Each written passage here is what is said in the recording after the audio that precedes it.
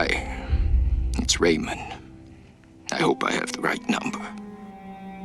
Look, I know we haven't spoken in a while, but I need your help. Remember the day I took you and Duncan off the streets? I told you that the past is just a story, that if you can just accept that, your past loses all power over you. Yeah, I was wrong.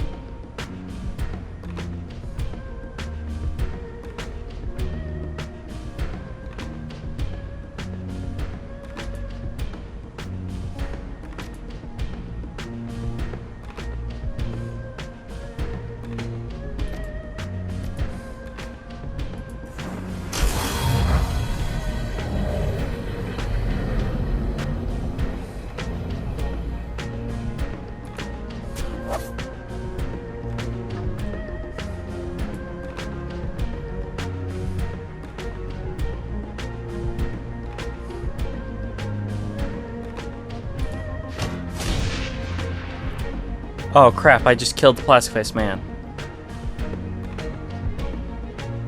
Shite.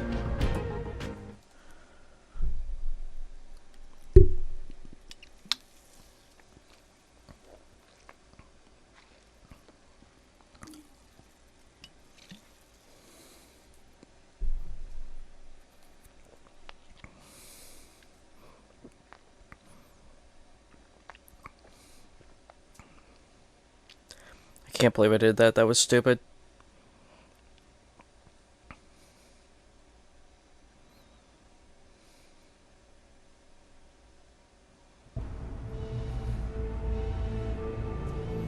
Alright, so restarting the level is basically the same.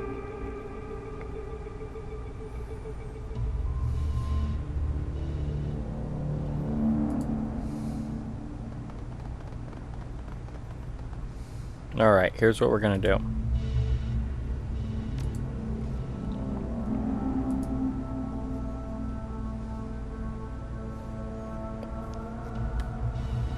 You're gonna hit him with this.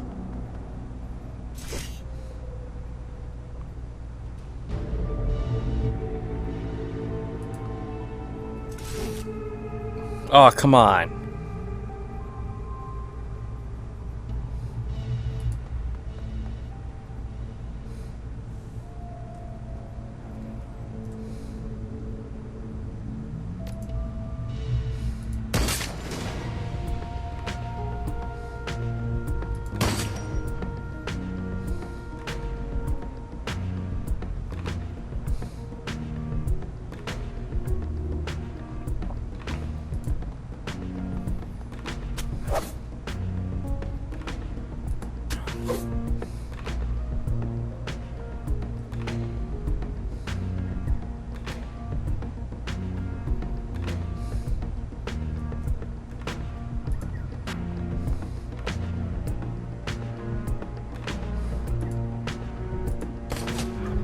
Boom.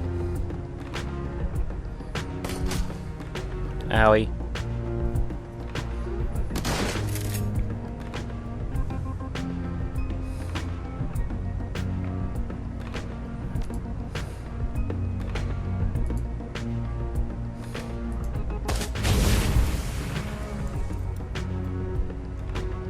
That's an interesting course of events.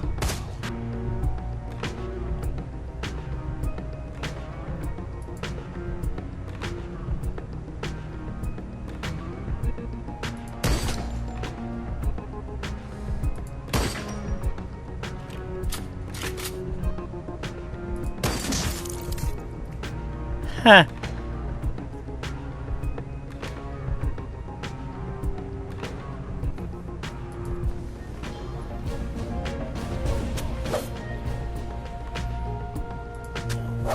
It started a new instance of the battle, so it started the track again. That's funny. Alright, first we're gonna heal her up. Then she's gonna run to cover.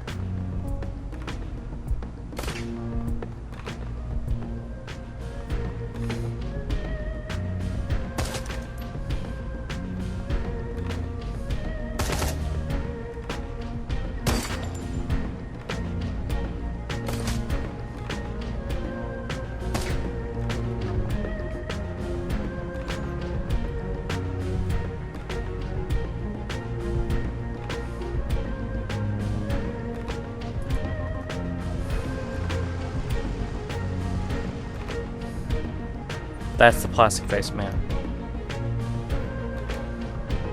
85, is that what it says? Well then.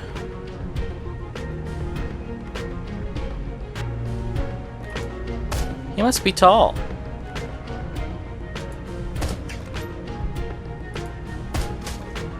Because he seems to be positioned pretty badly. Let's take the sniper.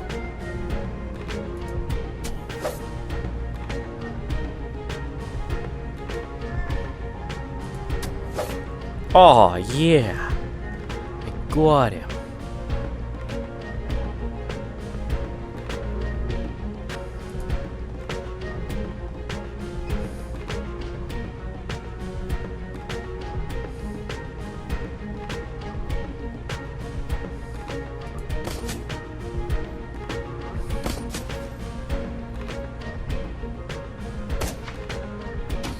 Alright, we need to be very careful with what happens next.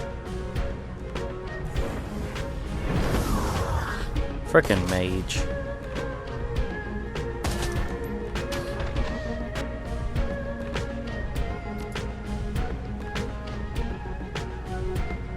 Okay, so I need to swap and get to a good vantage point. So that's 2. I might be able to hit him from here. No. So if I can't hit him from here, we're gonna go for... That's the rigger. Here's the mage, just 99%. Yeah!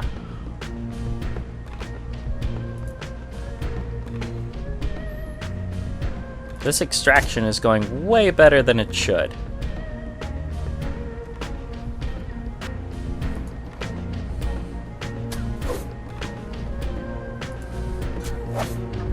Whoa! Yeah! That mage is down. Stupid mages.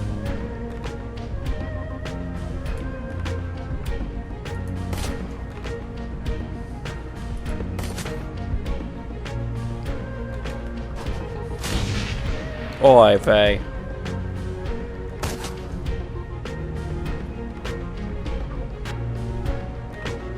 Okay. Ow!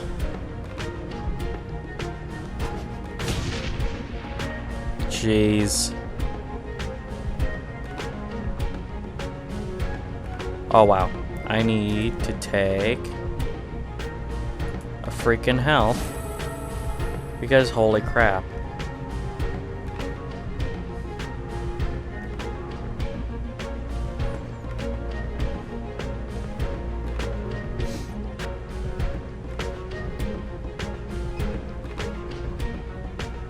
That's not really cover.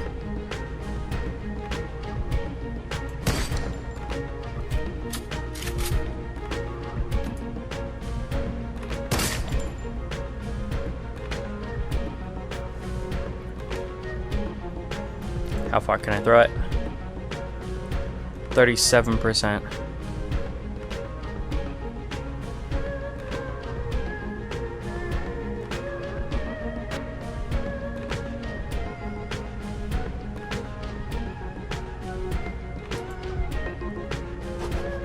Come on.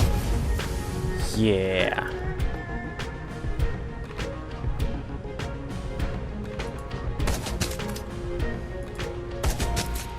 Oh, that was a nail grenade, not a flashbang. I keep thinking it's a flashbang.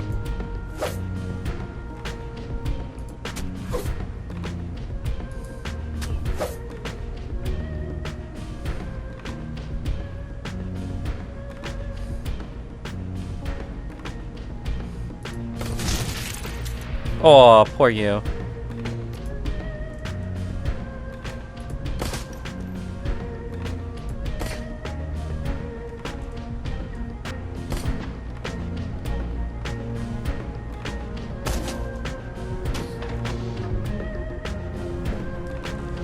It sounded like more came out. Holy crap, with the grenades.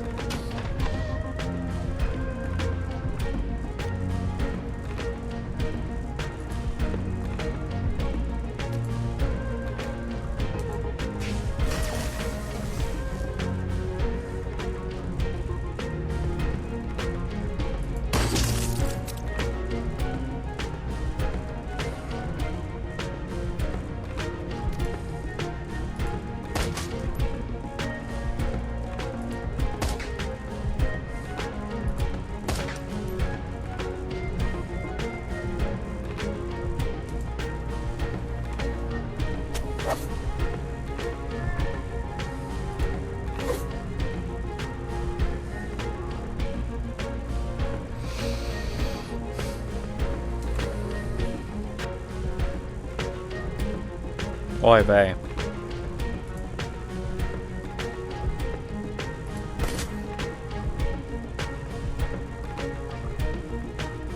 Oh, here they come behind us.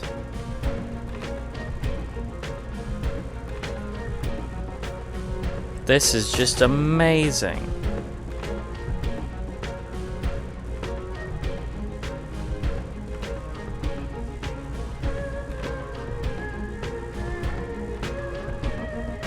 Mage and enforcer, so we're gonna go for the mage.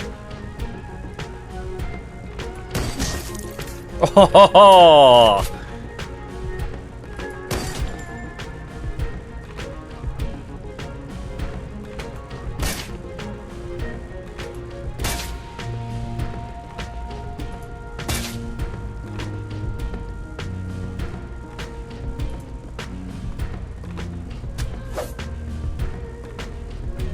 Haha. Now we get to cover and we hide.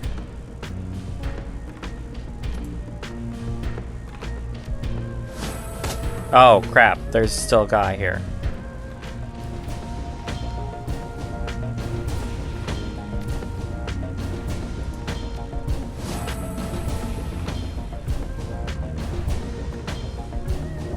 Gonna have to pull out my gun.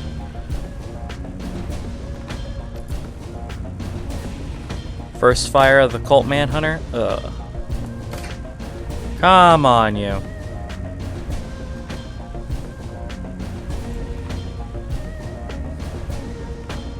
Gotta be joking.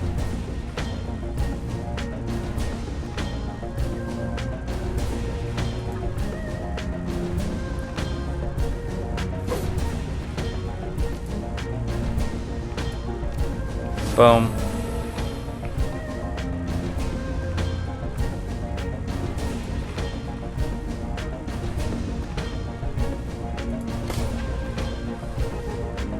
He's unconscious.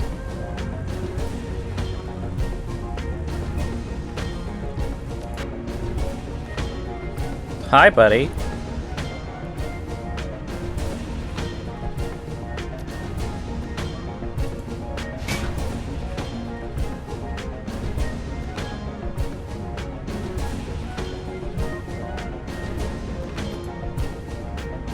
Oh, I can't do it yet.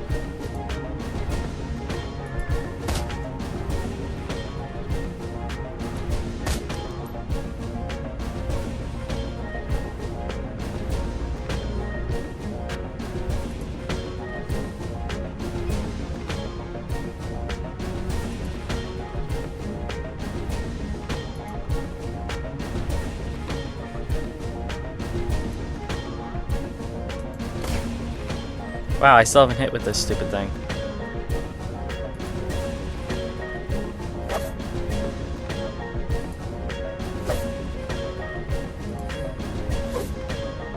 Really?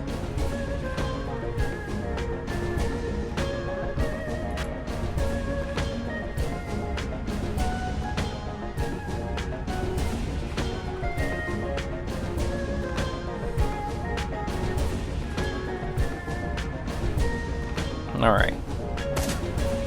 Look.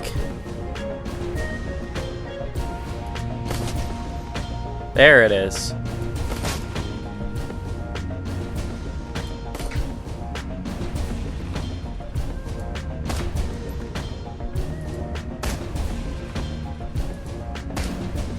Everybody pounding on the same stupid guy. Who's gonna get the kill? I think it's gonna be Gai Chao. Yep, it is.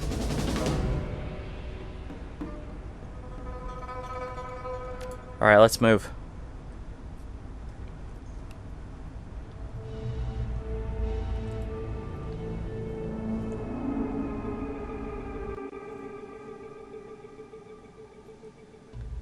The crew is silent as you lead your captive to the rooftop rendezvous you designated before the run. Just as you planned, you find the others waiting for you. Li Tai-Lung's artificial features are molded into an expression of aloof intellect and mocking rigidity. The plastic that makes up his face is soft, flexing with the motion of his underlying musculature. Overlapping wafers of silver and bronze foil burned inside the material catch the light as he moves.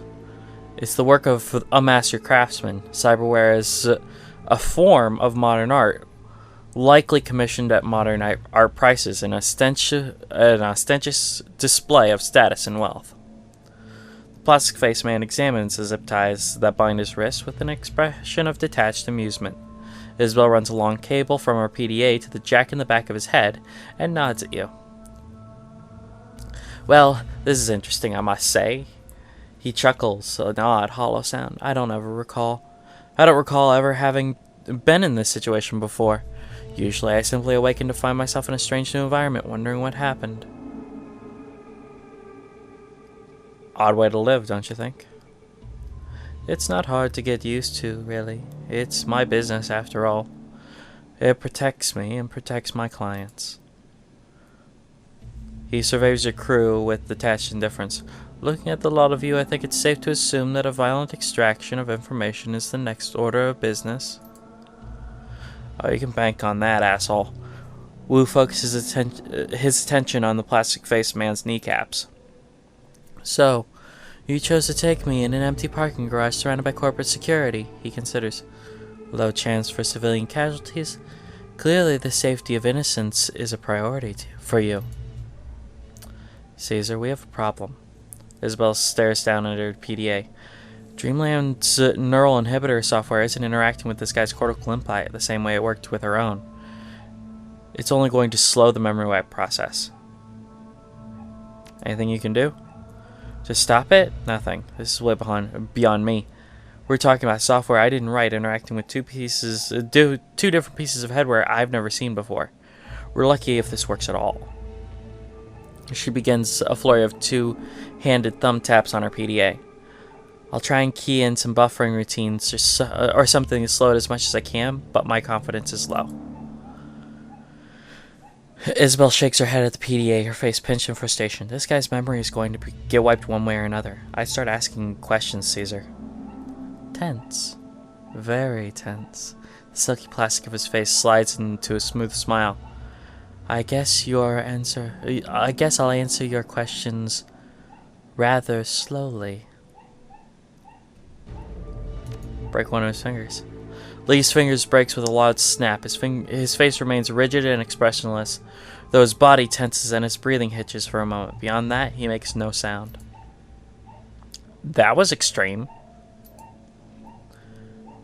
The plastic face man's voice remains calm or moved. There was no need for that. I was joking.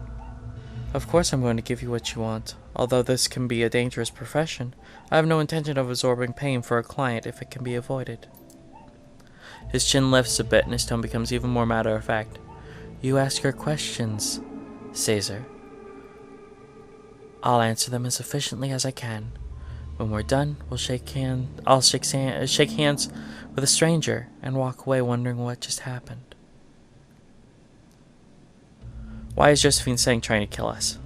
She believes you're here to destroy one of her special projects. Prosperity? Yes, although technically there's more than one Prosperity. Prosperity Tower is Tseng Mechanical Engineering's corporate headquarters. Prosperity is also one of Josephine Tseng's pet projects. Which one do you want to know about? Tick-tock. Prosperity Project, obviously. Well, that's going to be challenging. See, the Prosperity project is Zhou Sheng's Tseng's best-kept secret, and the best way to keep secrets is to not tell anyone, even someone whose memory can be wiped. All I know is that Prosperity is something built deep inside Kowloon Walled City, some kind of experiment that her son was working on. Edward Tseng. No, wait. Raymond Black. My father. Who stands up tall. Takes that amused tone he gets when someone's about to get hurt. Hey, Mr. Plastic. Maybe you could settle a bet between me and my brother. Wu puts his face close to Lee's, his breath fogging the white plastic. Now, I think Raymond is still alive, but my brother here isn't so sure.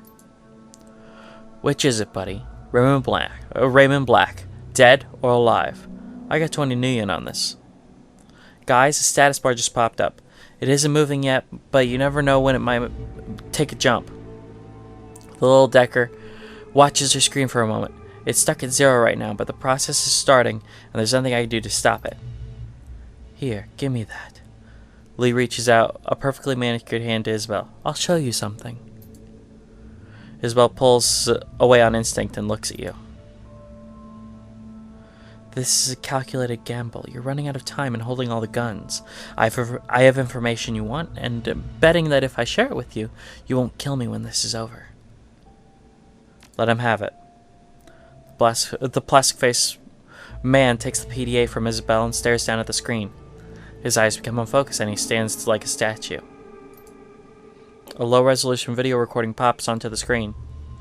A small, weathered man, possibly in his 70s, is strapped into a high-tech chair and connected to an elaborate scientific instrument behind him. The recording is from the first person's perspective, presumably the plastic-faced man's. This is from when I first brought the asset, your father, to Prosperity Tower. His eyes remain unfocused, still a statue. After I took him from the tea house on the docks. The video continues, and a confident voice can be heard from off-screen, a woman's. You can't make out what she says. The point of view turns to the right, and a graceful woman of indeterminate age steps into view. She's clearly advanced in years, but access to a nourishing diet and cutting-edge pharmaceuticals afford her the vitality of someone much younger. She speaks directly to the camera. Her tone is hard. I want you to be gentle with him, Mr. Lee. She looks over the old man with genuine concern. He looks as if someone tased him. The voice of the plastic-faced man replies, I assure you, Mrs. Tseng, I was gentle. He walked out of the tea house under his own power. The old man speaks, his voice weary and hoarse. May I have some water, Mother? My throat feels like it's on fire. She responds tenderly. Yes, of course, Edward. I'll have someone bring you some ice chips. Your son has apparently been through some sort of ordeal. He appeared demented at times, and he's been mumbling about stopping something. Prosperity, I think. Yes, well, that won't be happening. The woman addresses her son, speaking a bit too loudly as if he's hard of hearing. We won't be stopping Prosperity, Edward. I want you to get that out of your mind. Do you understand? I understand perfectly well, Mother. There's no need to shout. But I won't give up. Prosperity must be stopped. All those poor people. The woman frowns and shakes her head. I know, Edward, I know. Those poor people. I've done a lot of good to make up for it since you left. Shelters, hospitals, all sorts of good work. And now it's time to do something for you. Something I should have done a long time ago, perhaps. From the left side of the screen, a man enters with a white lab coat. The woman looks up and nods, and the lab-coated man places a chrome apparatus on the old man's head. Raymond speaks dreamily as if a drug had started its work. "What is this, Mama? What are you doing to me?" "I'm fixing you, Edward." She walks up close to the old man, strokes his head tenderly, leans forward to kiss it. "All you can see is failure. You're incapable of seeing the good in what you've done." The man in the white lab coat presses a button on Raymond's chair and a robotic arm swings into view. A cobalt blue light springs from its tip, and the arm quickly circumnavigates the old man's head, bathing it in oscillating blue. A high-definition, three-dimensional image of Raymond's brain appears on the wall behind. "I've been inspired by Mr. Lee here." The woman turns and looks at the camera. "We're going to do some editing of your memories to relieve you of your burden." Raymond mumbles dreamily, desperately fighting to get the words out. "No, Mama, wait. I figured out what to do." And then he is asleep. The woman moves closer to the camera. "Your payment will be made according to our agreement." She turns away, her voice cold. "Once the rest of them are dead." The video ends and the plastic-faced man exhales slowly. "I've taken a big risk showing you that." "I don't give a rat's ass." Wu turns to you. "You see? I knew it! I told you, Caesar. Raymond's alive. Sing's holding him at Prosperity Tower." "He may be alive, but it looks like his mom's gonna erase part of his memory. Just like Johnny Plastic here, she's gonna try to fix him." "What kind of mother would do that?" Something catches her eye and she looks down suddenly. Shit! Isabel thumbs her PDA furiously, but it's no use. "That's it! He's wiping!" She pulls the cord from her PDA and drops out on the ground in aggravation. "Oh, hello." The plastic-faced man looks down at his zip-tied hands and slowly surveys his surrounding. "Well, isn't this awkward?" "What do you want to do with this guy? He's got no memory, so it's probably safe to let him go, but Auntie said he should take a dirt nap." Wu raises his rifle. "All the same to me." Decision time. We'll meet him again if we don't end him. End him. What Auntie wants, Auntie gets. But he gave us everything we asked for and more. He's seeing our faces. But I have nothing to connect them with. If it's all the same with you, I prefer to just walk away. No loose ends. End him, Gunshow. My pleasure.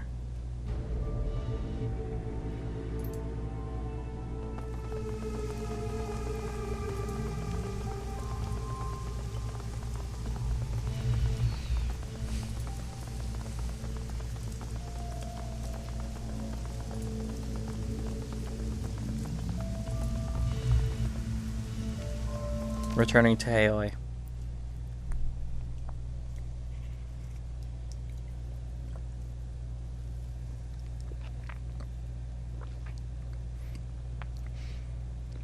A corporate agent like that, you'll just meet him again, and he doesn't have memory, so he can't help us later.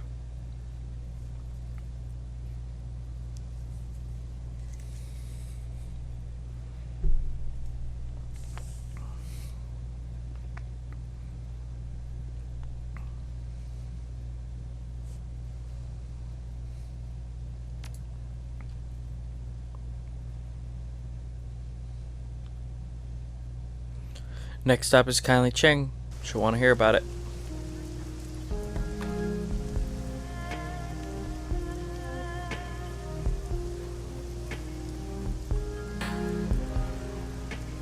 Come on.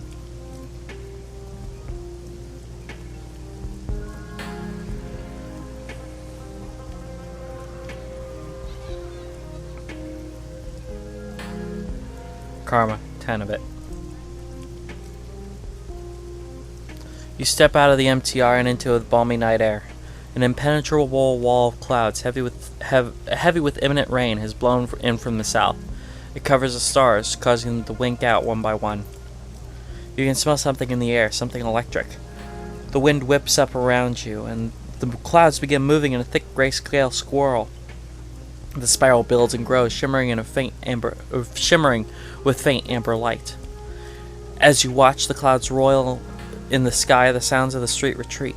A bubble of soft white noise replaces them, wrapping around your head and reflecting your own heartbeat back to you. You look down from the clouds to see the lights of the dock dancing in a warm, saturated bloom. Take a trid shot with your PDA. You raise your wrists and capture the view with your PDA's built-in camera. The image swims into focus on the machinery's tiny screen as the camera lens adjusts to the light. That's when the first twinge tickles your chest, lets you know something's coming. A moment later, you feel an incredible tightness in your chest. It feels like your heart is being crushed by the foot of a giant. Your vision suddenly goes gray, and your sense of balance disappears. Gradually, blood rushes to refill the organ, inflating it like a balloon. Try to catch your breath. You gasp for air. It doesn't come. Your breath shallows out, thins, makes you gasp like a suffocating fish. Your chest contracts again and again as you struggle to take in breath. You stumble forward, and every cell of your body seems to vibrate. The energy thrums inside you, pulsing, building to an unbearable crescendo. Then you're on the other side of it. What was that? You find yourself standing in a familiar courtyard. The walled city. You're back in the walled city. Just like in your dreams, you can taste the stench of the place. The mildew, and plaster, and wet dog stink of the slum. What the... The crumbling facades of tenement buildings lean into one another above you, closing in on either side and creating a narrow walkway. Just like in your dreams, there's nowhere else to go. Nowhere but forward down the path ahead. Start walking. You let your legs carry you forward. You feel a creeping sensation of certainty in the back of your mind, and it tells you that you've taken this same walk hundreds of times before. The sense of claustrophobia mounts and builds with every step you take. It feels like you're worming your way forward down a long, dark tunnel. The humidity of the place sticks to your skin. As you proceed deeper into the walled city, a low rumble fills the air. The noise of enormous gears in motion.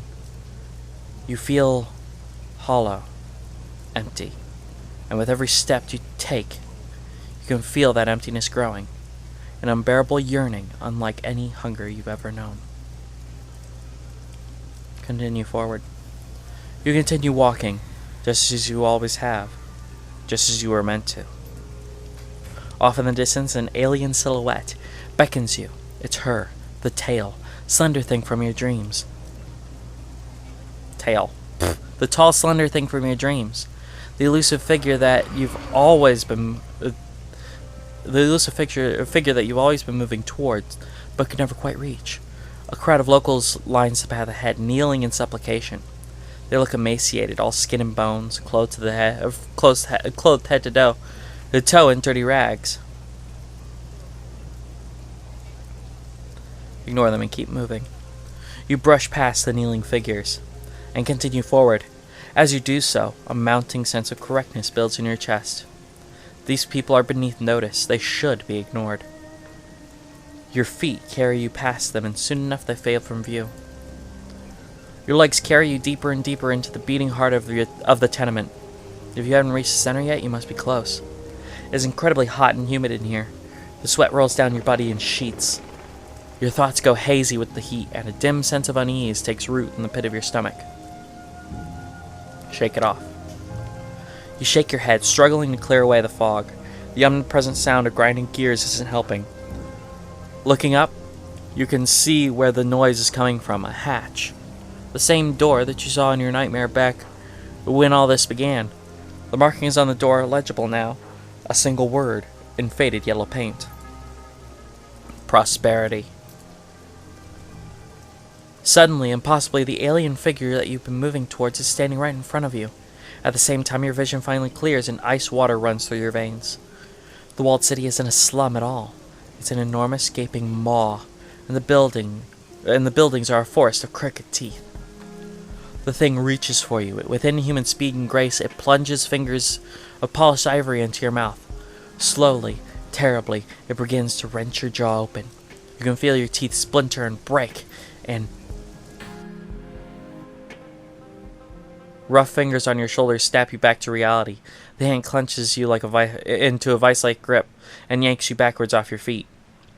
You come crashing down to the floor of the Hare MTR station. You can feel a rush of wind just in front of you, a passing train. Bayo.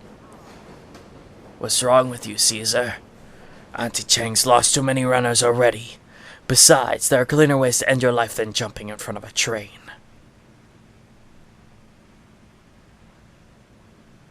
There wasn't a suicide attempt.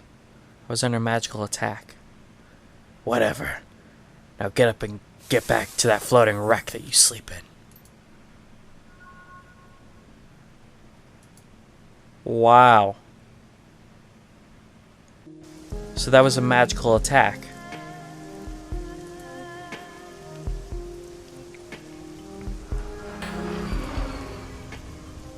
A pair of dead-eyed transients lean against a demanding car, their shoulders slumped. A pile of overstuffed bags lie in a heap on the sidewalk, spilling into the rain-choked gutter. The smaller of the pair looks down, notices his bags are getting soaked, and does nothing. Seems like he's too exhausted to care. The shorter of the transient slowly shifts his attention to you. His voice comes out hollow and empty. You're one of Chang's. It isn't a question. Eddie Chang doesn't own me. Lucky you, then you can leave. He nods his head toward the Hare gates and the open road beyond. That's what we're doing. Getting the hell out of here while we can. If you're smart, you'll follow us. Everyone with half a brain is getting out of this place. Believe me, I'm thinking about it. Smart man. Nothing can fix what's coming for the walled city, and Hoi is way too close to that place for comfort. You getting the dreams too? Just like when we were kids, and we heard the stories of the Yama Kings. The two exchanged glances. They weren't just dreams this time. There were signs, warnings. What kind of warnings? The kind you don't ignore. He stoops to begin pulling his bags off the sidewalk and out of the gutter. Come on, Shin. It's time to go. Hey guys, I'm Alex. The guy from the videos. So, I just wanted to thank you for watching the video all the way through. It's a lot of work. I appreciate it. Thank you for your view, maybe your subscription. So you can subscribe right in the bottom corner there. Then you'll be updated. Make sure to ring that notification bell, because subscriptions seem to mean nothing on YouTube anymore. But hey, so then over here you'll see a video that you might like, since you watched this video all the way through. Other than that, have a great day. I hope that you watch more. I'd love to see you again. We do stream, so keep an eye out for that. Announcements will be on the channel, my Twitter, all that stuff. All the information is on the overlay. Other than that, enjoy your stay on 6th Street.